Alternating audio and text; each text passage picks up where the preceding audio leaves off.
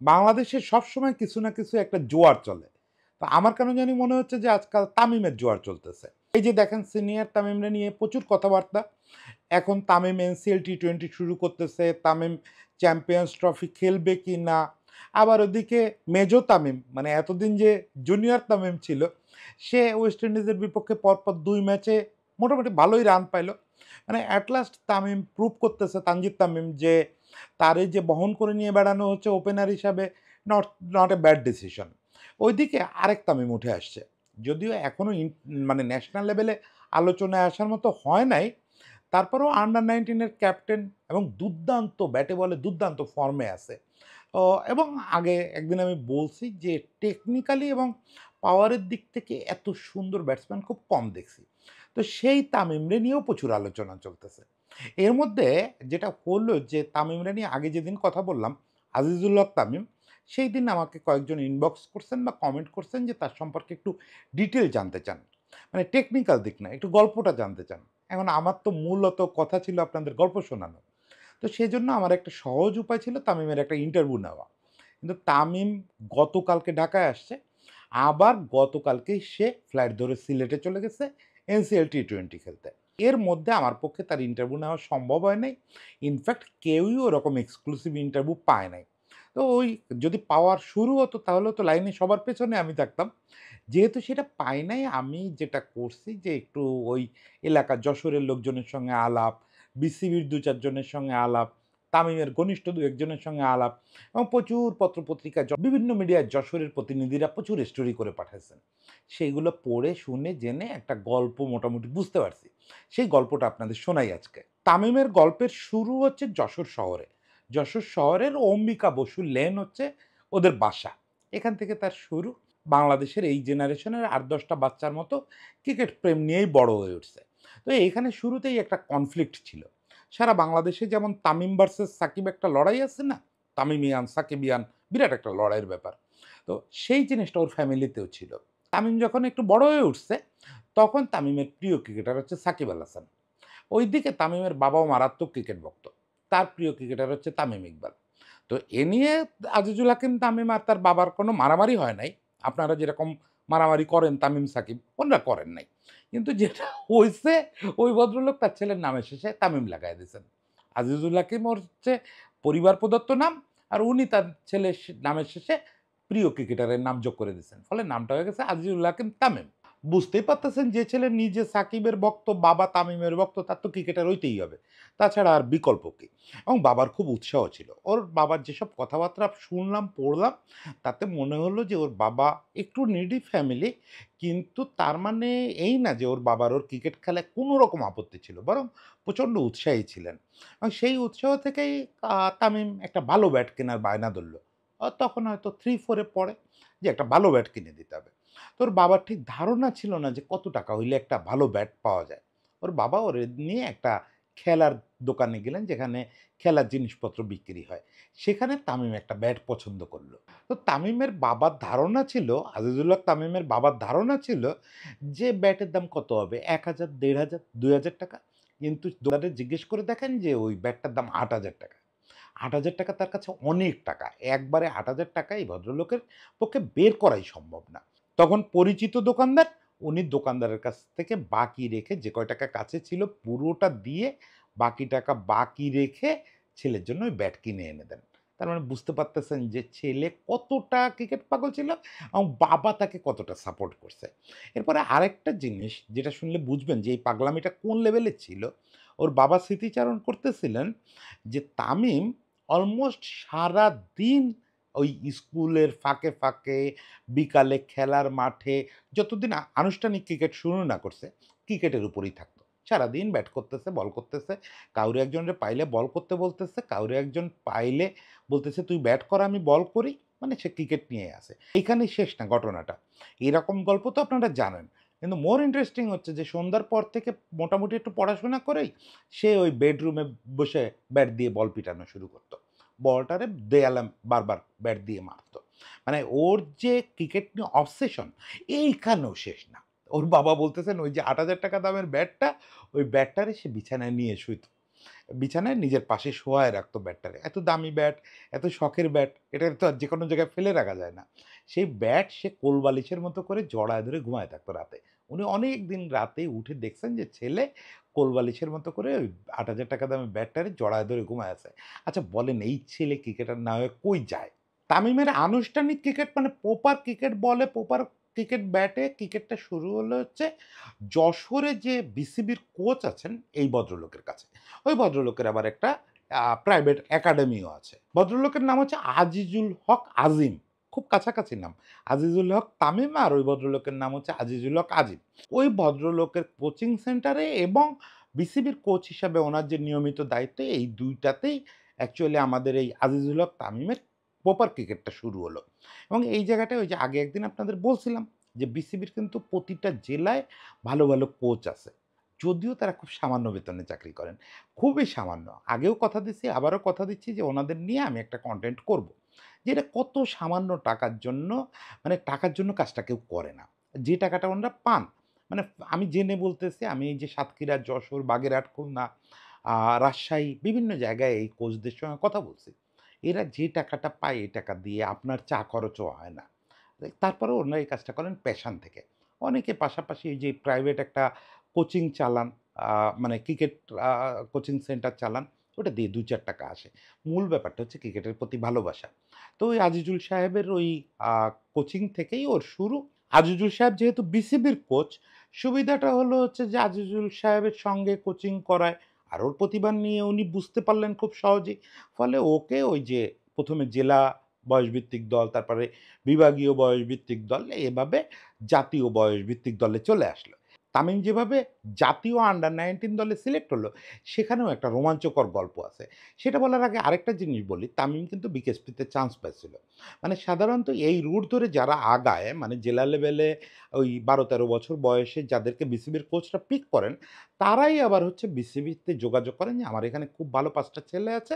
আগামী বছর বিকেএসপির অ্যাডমিশনে ওদের যেন একটু বিবেচনা করা হয়।" তখন বিসিবি ওদেরকে যখন পাঠায় বিকেএসপিতে ওই ভর্তি পরীক্ষা দেওয়ার জন্য, বিসিবি একটা সুপারিশ দিয়ে পাঠায়। বিসিবির এই সুপারিশটা আবার বিকেএসপি খুব গুরুত্বের সঙ্গে দেখে। কারণ বিকেএসপি জানে যে এসব জায়গায় খুব দক্ষ কোচরা কাজ করেন। তারা ট্যালেন্ট হান্টের মতো একটা কাজ ওখানে করে। ফলে সেটার উপরে খানিকটা আস্থা রাখে আর এমনিতে তো খুব কঠোর কঠিন পরীক্ষা নিয়েই ঢোকায়।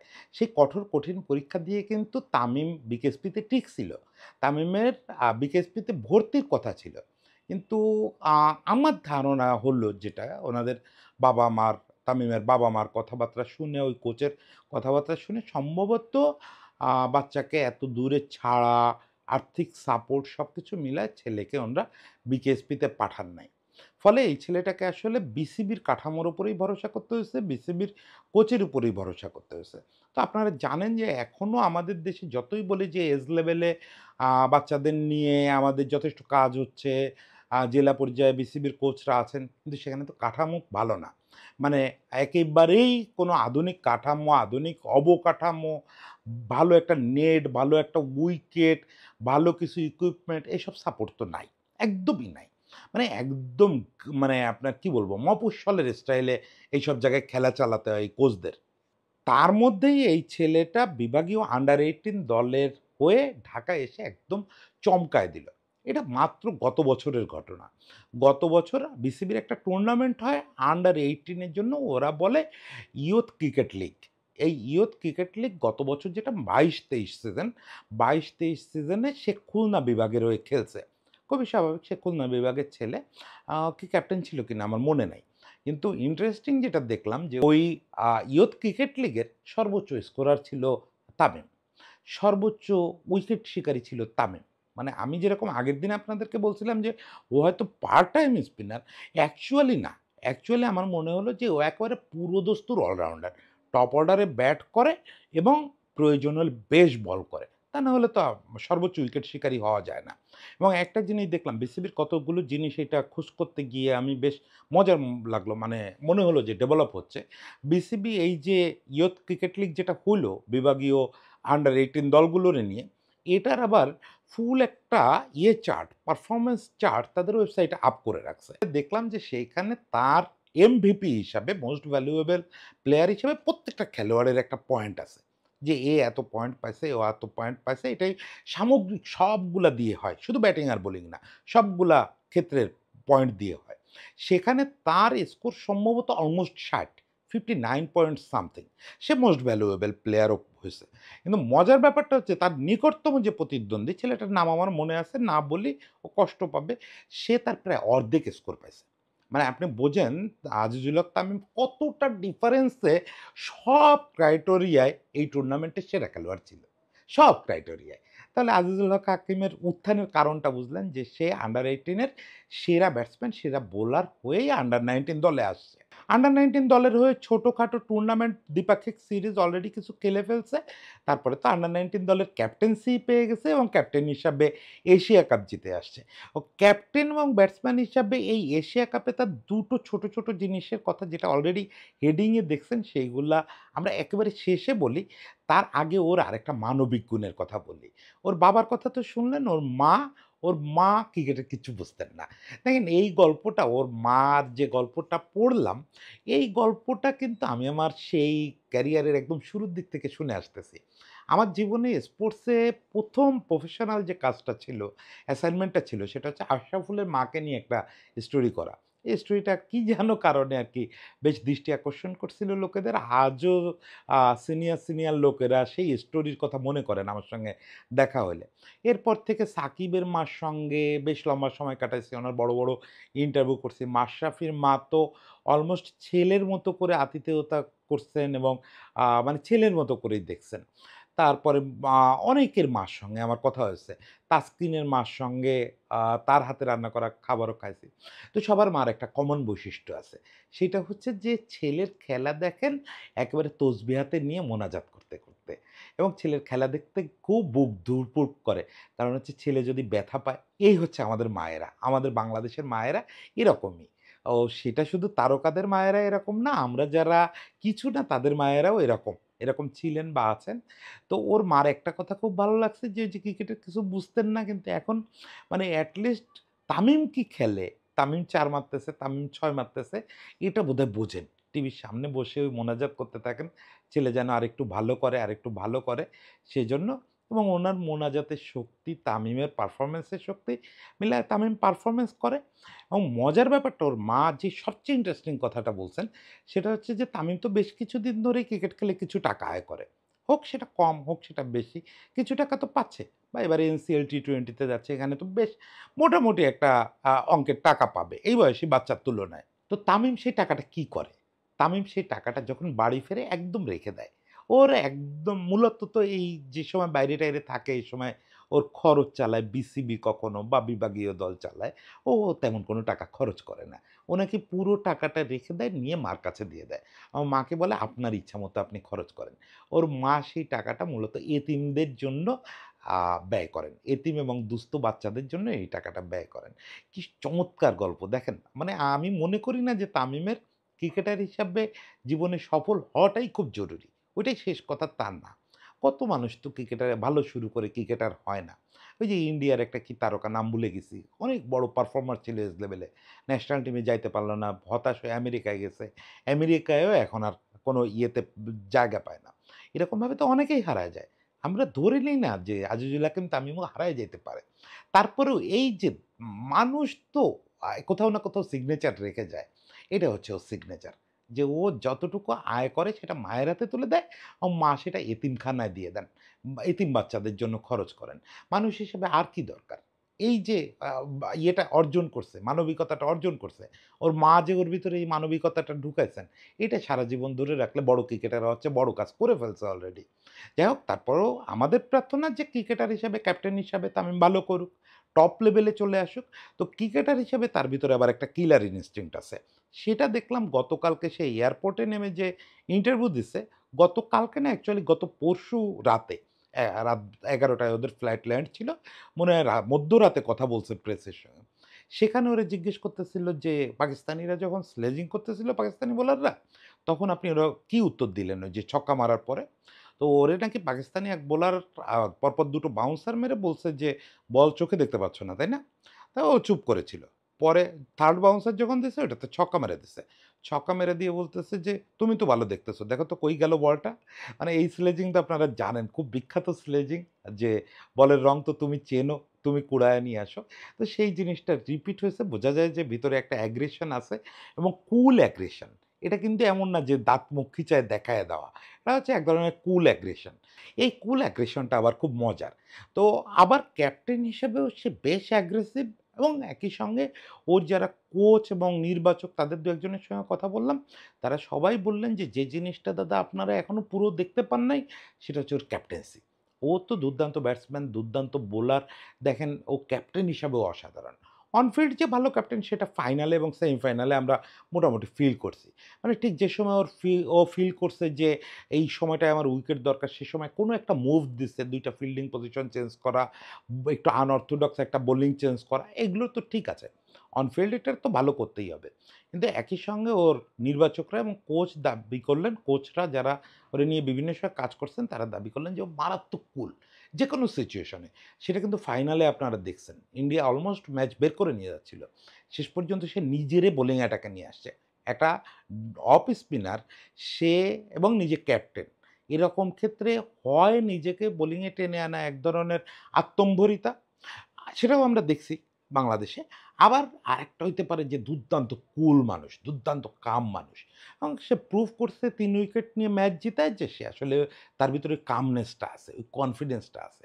তো ওইটা নিয়েও তাকে প্রশ্ন করা হয়েছিল। তো সে সেই জায়গাটায় বলছিল যে সে ধোনিরে ফলো করে। এই কুলনেস, কামনেস এর ব্যাপারে। যদিও আমাদের বাংলাদেশি আন্ডার-19 ক্যাপ্টেনদের মধ্যে আকবর আলী একবার ছোটদের এমএসডি বলে মানে ধোনি বলে খেতাব পাইছিল। কিন্তু জানি না আকবর আলী কদ্দূর কি করতে পারবে। কিন্তু আরেকটা পিচ্চি দেখা গেল যে ধোনিরে ফলো করে এই কুলনেস কামনেস এর দিক থেকে। যাই হোক ধোনি হতে হবে, তামিম হতে হবে, ইভেন তানজিদ তামিম হতে হবে এমন কোনো চাপও আমি মনে করি না যে আজিজুল হক তামিমরে দেওয়া ঠিক হবে।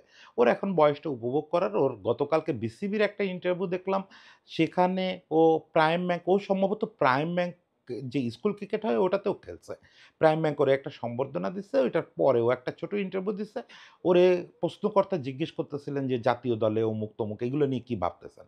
তো ও একটু সংক্ষেপে বলে গিয়ে শেষে বলতেছে যে, "আমার আসলে এখনো জাতীয় দল নিয়ে বা এ দল, এইচপি দল নিয়েও ভাবার সময় আসে নাই। আমার সামনে আন্ডার-19 ওয়ার্ল্ড কাপ আছে, যদি আমি খেলার সুযোগ পাই।" দেখেন এই লাইনটা খুব ইন্টারেস্টিং। একটা দলের ক্যাপ্টেন সেরা পারফরম্যান্স সে বলতেছে, "যদি আমি খেলার সুযোগ পাই তাহলে আমি কি করব এবং দল নিয়ে কি করতে হবে আমি অ্যাকচুয়ালি ওইটা নিয়ে ভাবতেছি। আর ইমিডিয়েট আমি ভাবতেছি হচ্ছে এনসিএল এ কেমন কি করা যায়, কেমন ভালো করা যায়।